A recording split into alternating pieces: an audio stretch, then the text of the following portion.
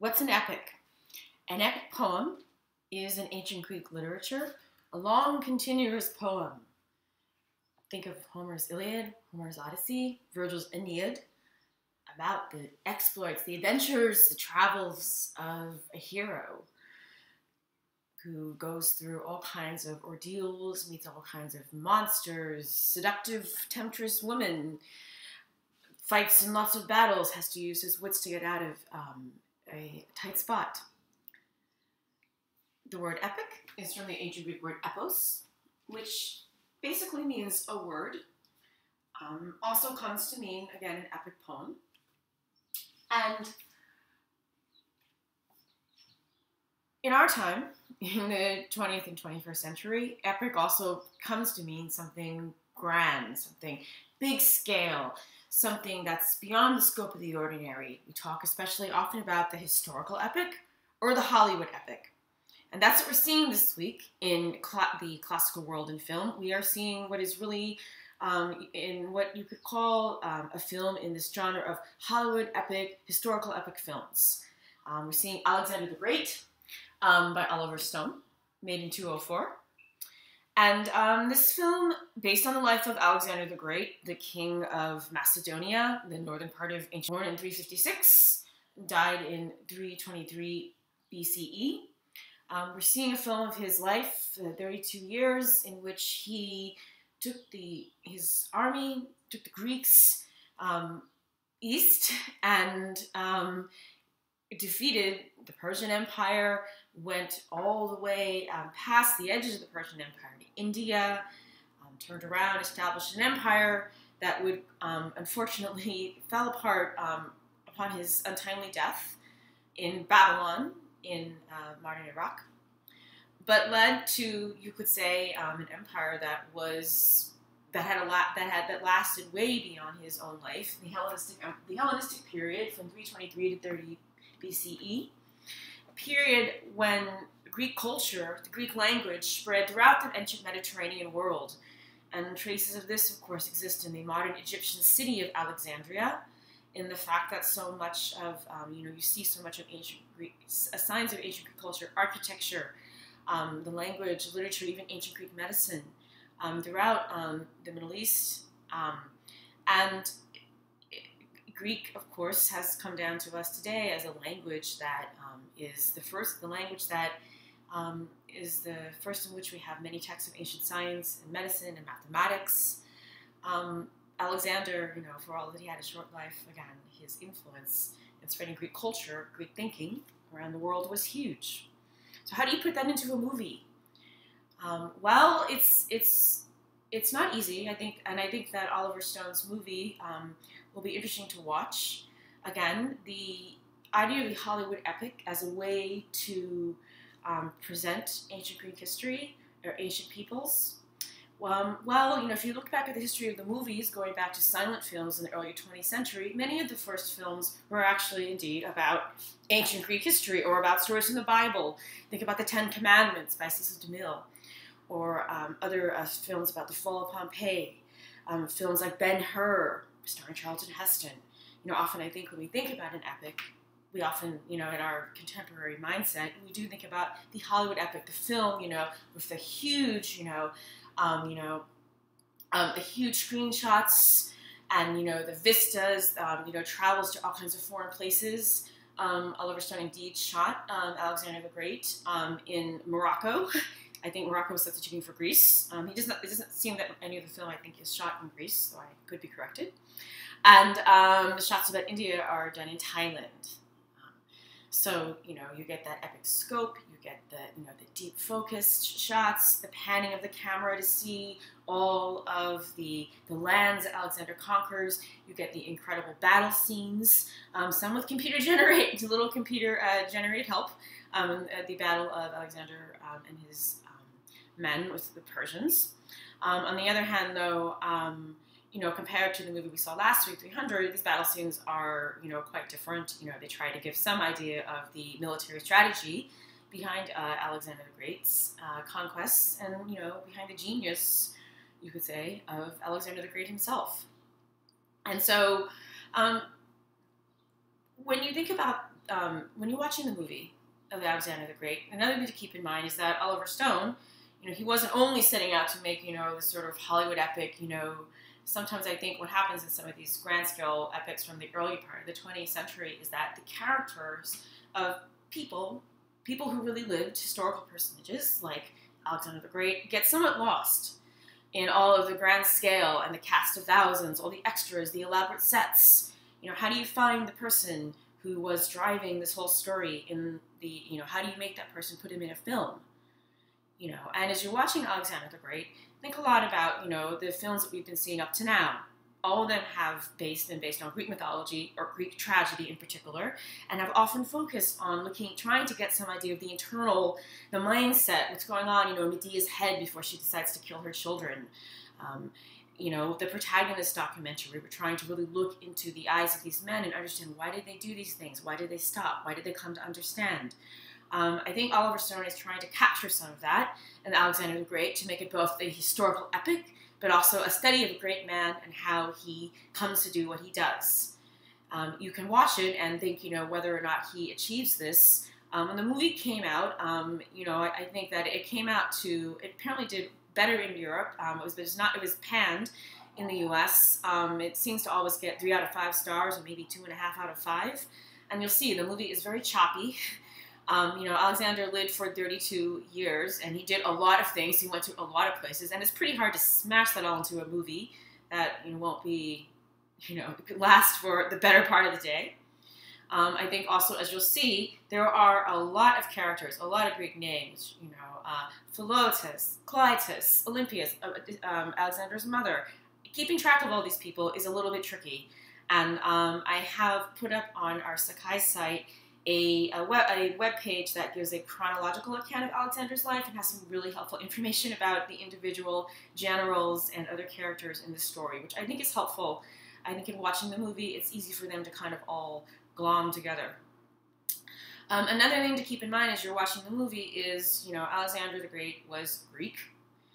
And the movie follows another Hollywood convention, which is ancient Greeks, ancient people have British accents, or in this case, because the Alexander the Great is played by Colin Farrell, an Irish accent. And I, as a classicist, find it rather jarring to hear the Greeks speaking with a combination of British and Irish accents. Christopher Plummer, for instance, plays Aristotle. You'll note, of course, that the Greeks, though there has been a discussion about the hairstyle of Colin Farrell in the movie, and apparently it is historically accurate, but is somehow jarring. The other characters don't have, that kind of hairstyle, and somehow it definitely marks Colin Farrell as someone different in the movie. You can see what you think about that. Another thing to think about, though, is that, again, most of the main characters, the generals, are all played by actors of European ancestry who are generally, some of them are very fair-skinned. And, without getting into uncomfortable sort of ethnic identity territory too much, that's again, a convention in films about the ancient world. We have, where, we live in the West, we have actors of European ancestry, often playing the Greeks. Again, as a classicist, I did find that a little bit jarring, to see, some of Alexander's generals they look like they're from Ireland and England. Now on the other hand, as you're, thinking about all this, and of course, keeping in mind that Alexander the Great is a blockbuster movie, you need to have stars in your movie, so, and Angelina Jolie, of course, plays Alexander's mother. She was, I guess you could say, a somewhat controversial choice because she's in real life about a year older than Colin Farrell. As jarring as it may seem to see a very youngish actress with a youngish son in the movie, keep in mind that a Greek girl would have been married probably at the age of 13 or 14 when she hit maturation. So it's not unusual for a Greek mother in the ancient world to seem to be so young.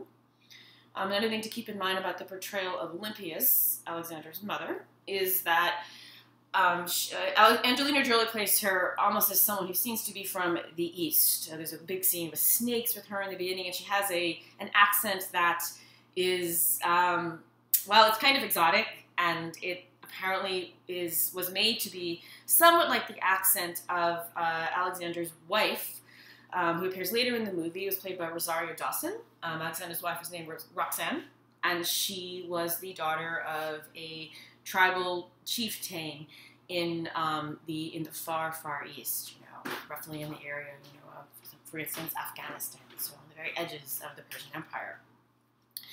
Now, one thing to keep in mind is that Olympias was actually from, she was a Molossian from a region called Epirus, which is a little bit southwest of Macedonia, and it is part of mainland Greece. So she was perhaps an outsider on the court of Macedonia, but I'm not quite sure about that exotic Eastern spin the movie gives to her. So that's another thing to think about. On the other hand, of course, I think that any critiques of the casting and the shooting, etc., of Oliver Stone's Alexander the Great are, you have to keep in mind that, a movie is not a historical account. It's meant to be an entertainment venue, and you need to get people to watch it. So, a director has to make certain choices. One other note, in looking at 300, I asked you to look a little bit at the depiction of the Persians, and generally the depiction of the Persians in 300, the movie by Zack Snyder, is inaccurate and racist. The depiction of the Persian army in Alexander the Great is much more historically authentic, and in many ways the Persians are definitely depicted as actual human beings. Surprise, surprise. And it's a beautiful depiction. The scenes, I think, of Babylon are particularly appealing to watch. Another thing to keep in mind, the word has been floating around for the past couple weeks in talking about Medea, and then in looking at 300 with the Persians, the word barbarian. Now, I prefer always, when I talk about the ancient world, to use the word barbarian with big quotation marks around it. Barbarian, it does come from an ancient Greek word, barbaros. Barbaros, which does mean a foreigner or stranger. Perhaps because, it's an onomatopoeic word. Ancient Greeks heard foreign languages and thought they sounded like bar, bar, bar. It's the explanation one of my first Greek teachers gave me. Anyways, the word barbarian, I think, in our language has very strong associations of savagery and foreignness. These are not really part of the word in ancient Greek. Herodotus uses the word barbarian. He means foreign, but not necessarily foreign in the sense that I think the word carries for us. Keep in mind, of course, in Herodotus's histories, the Persians, again, are depicted as a very civilized, highly cultured people. In fact, they have some aspects of civilization that the ancient Greeks lacked at the time. And, the Greeks certainly took a lot from the Persians. The Greeks took a lot from other cultures, too. And that's really something, again, to keep in mind when you hear the word barbarian. Also, on a personal level, I have always been wary of the word barbarian. It tends to be meant to depict people from the East in studying the ancient world. So, when Alexander the Great goes to India, he is, meeting the barbarians. Well, as an Asian American, my own ancestry, so to speak, being from the East, I find the use of that word in studies about the ancient world a little jarring. So, keep in mind, I was watching Alexander the Great. This is a movie that, definitely tries to be historically accurate about things like costumes and, giving you a sense of the way of life, perhaps, of peoples in the ancient world. And, there is a lot of writing from the ancient world about Alexander the Great. We will be reading Plutarch, his life of Alexander the Great. And, again, while you're watching, think about the question of the epic. Does Alexander the Great succeed as an epic? Does it fail, perhaps? Partially because it's trying to be not only a historical epic, but a story about the human being behind Alexander the Great. And, also keep in mind, we've talked, on and off, or I've asked you on and off to write about the different kinds of camera work, cinematographic techniques that a director uses. There are certainly plenty of close-up shots, looking at Alexander the Great in anguish, when, he finds out, that one of his men is, is perhaps a traitor who's conspiring against him.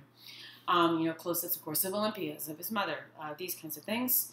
Obviously, Oliver Stone is a director, known for movies like Platoon and Natural Born Killers and JFK, so sort of stories of political intrigue, often very violent.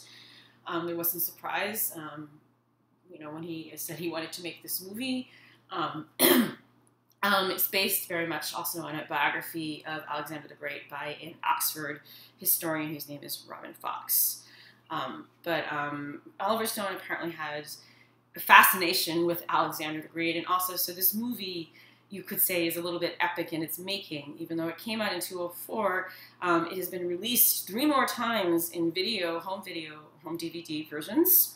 And each time, the editing changes. So that's one thing to think about. The movie is a little bit choppy, perhaps, in its narrative, as it's trying to present the story of Alexander's life. So Oliver Stone went back and tried to cut and rearrange things to convey that. All gives a sense, of a great man, a historical figure who really did things that we're trying to present, in a way that a modern audience can understand on the screen. It's not an easy job. It's an epic in itself. This is the head of a statue of Alexander the Great. And this is a map of his conquests. Greece is far over to the left. You can see he went all the way to India. And also included on the map is Egypt.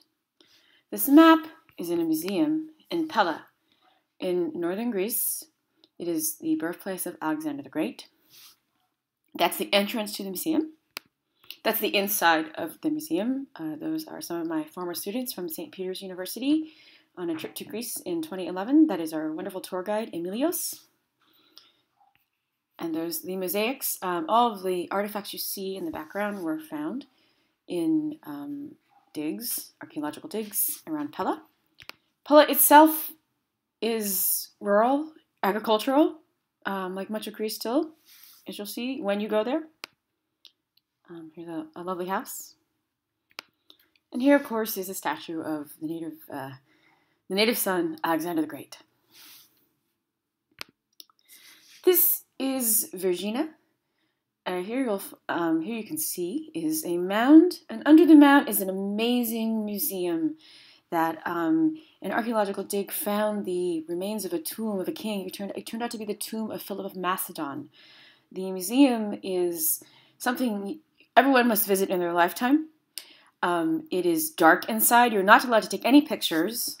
That's why these are the only pictures I have of it. That's the mound over there. These are students in a trip in 2010 going into the museum. Again, it is completely dark, the better to help preserve the artifacts.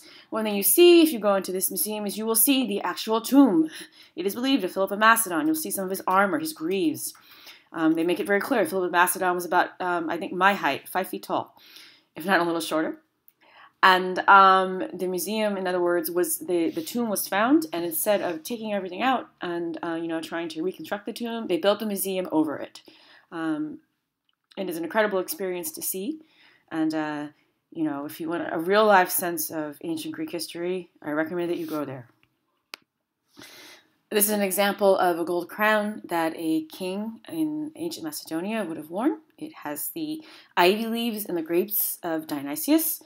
This crown is actually in a museum in Thessaloniki, which is Greece's second largest city in the northern part of the country. And this is the White Tower, from the medieval era of Greece. It's a landmark in Thessaloniki. And this is the beautiful waterfront in Thessaloniki. And, if you think about it a little bit, if you're heading east over the water, well, that's where Alexander the Great went with his army and went out to conquer the known world.